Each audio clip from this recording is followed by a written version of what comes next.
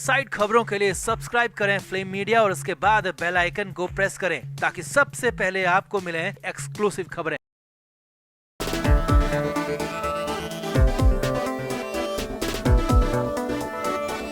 संजय राउत पिछले 14 दिन से 19 सितंबर का इंतजार कर रहे थे और 19 सितंबर आया भी तो संजय राउत के लिए बुरी ही खबर लेकर, क्योंकि कोर्ट की तरफ से राहत की आस लगाए बैठे राउत को एक बार फिर से झटका ही लगा है और कोर्ट ने संजय राउत को फिर से 14 दिन के लिए जेल भेज दिया है। जी हां, संजय राउत की न्यायिक हिरासत एक बार फिर से 14 दिन के लिए बढ़ा दी गई है। अब 3 अक्टूबर तक राउत को जेल में रहना पड़ेगा और 3 अक्टूबर को अगली सुनवाई होगी, जिसके बाद ही राउत की जेल को लेकर नई अपडेट आएगी।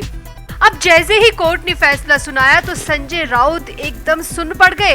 बोले राउत की आवाज निकलनी बंद हो गई और तो राउत ने कोर्ट से वापस जेल में जाने के लिए भी काफी तमाशा कर दिया। अब कोर्ट का फैसला सुनकर आखिर राउत क्यों इतना वियर्ड बिहेव करते नजर आए और कोर्ट की तरफ से राउत को राहत क्यों नहीं मिली, ये सब आपको डिटेल में बताते हैं।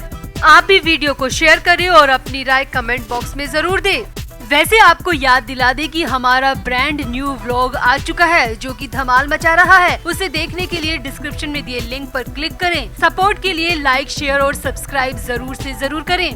तो संजय राउत को 19 सितंबर को भी राहत नहीं मिली। इससे पहले जमानत याचिका में भी राहत नहीं मिली थी और न ही रेगुलर हियरिंग में। हर तरफ से संजय राउत को सिर्फ और सिर्फ बुरी ही खबरें मिल रही हैं। अब स्पेशल कोर्ट ने संजय राउत की न्यायिक हिरासत को 3 अक्टूबर तक के लिए बढ़ा दिया है और कोर्ट का ये आदेश सुनने के बाद तो संजय राउत बिल्कुल सुन पड़ गए और काफी देर तक एक ही जगह पर खड़े रह गए, क्योंकि जेल में एक एक पल काटना मुश्किल होता है और अब संजय राउत को 14 दिन और जेल में रहना पड़ेगा। 14 दिन ही क्या, आगे कितने ही दिन, महीने और साल रहना पड़ेगा ये कोई नहीं जानता।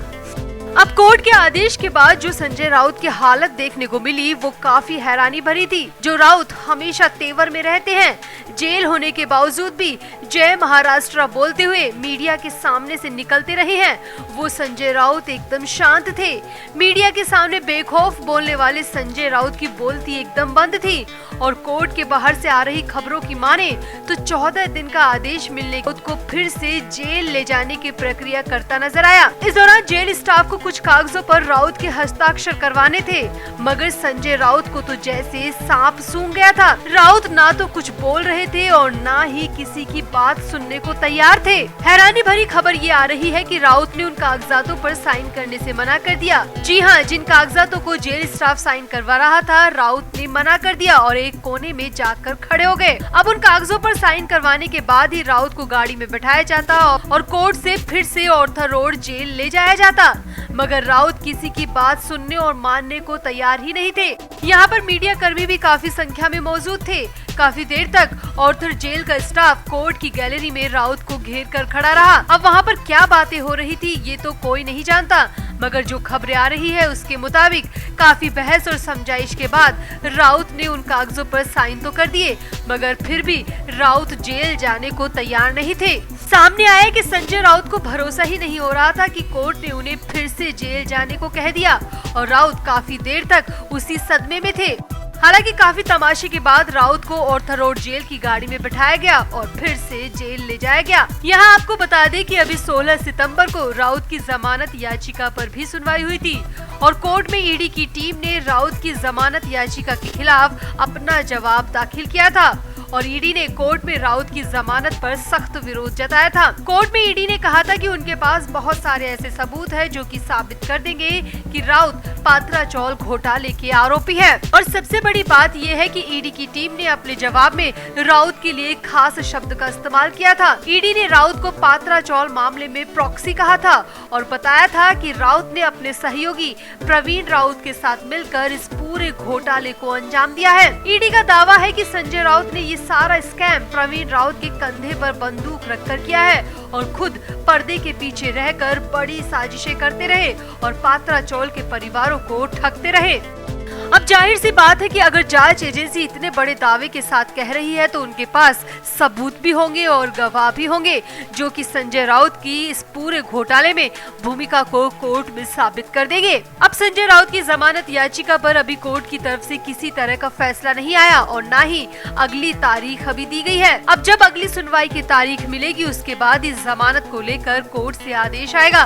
मगर फिलहाल तो बड़ी खबर यही है कि संजय राउत की न्यायिक हिरासत को कोर्ट ने 14 दिन के लिए बढ़ा दिया है, यानी कि अब संजय राउत को 3 अक्टूबर तक जेल में ही रहना पड़ेगा और 3 अक्टूबर को होने वाली अगली सुनवाई और जमानत याचिका पर होने वाली सुनवाई में ही राउत के लिए अगला आदेश आएगा। तो फिलहाल तो संजय राउत के बाहर निकलने के सारे रास्ते बंद ही नजर आ रहे हैं और इसीलिए राउत की कोर्ट के बाहर हालत भी खराब हो गई और इसी सदमे में राउत ने फिर से जेल जाने में भी तमाशा किया होगा, ऐसी खबरें आ रही हैं। तो आपको क्या लगता है, संजय राउत के साथ बिल्कुल ठीक हो रहा है? क्या ये उन सभी परिवारों की बद्दुआओं का असर है जिनके साथ पात्रा चौल के नाम पर बड़ा घोटाला किया गया? आप भी अपनी राय कमेंट बॉक्स में जरूर दें और वीडियो को भी शेयर करें। वैसे आपको याद दिला दे कि हमारा ब्रांड न्यू व्लॉग आ चुका है जो कि धमाल मचा रहा है। उसे देखने के लिए डिस्क्रिप्शन में दिए लिंक पर क्लिक करें। सपोर्ट के लिए लाइक, शेयर और सब्सक्राइब जरूर से जरूर करें। तो नवाब मलिक 23 फरवरी 2022 से ईडी के शिकंजे में हैं और तब से लगातार ऑर्थर रोड जेल में सलाखों के पीछे हैं। बीमारी के बहाने नवाब मलिक प्राइवेट और सरकारी दोनों अस्पतालों में इलाज भी ले चुके हैं और कई दफा जेल से बाहर निकालने के लिए जमानत की अर्जी भी लगा चुके हैं। 1 दिन की जमानत हो या 4 घंटे की जेल से रिहाई, सब कुछ मांग चुके हैं, मगर कोर्ट की तरफ से नवाब मलिक को हर बार मुंह की खानी पड़ी क्योंकि कोर्ट ने हर बार मलिक की जमानत याचिका को खारिज कर दिया। तो इस बार एक बार फिर से नवाब मलिक ने अपने वकील के साथ मिलकर जमानत की याचिका लगाई।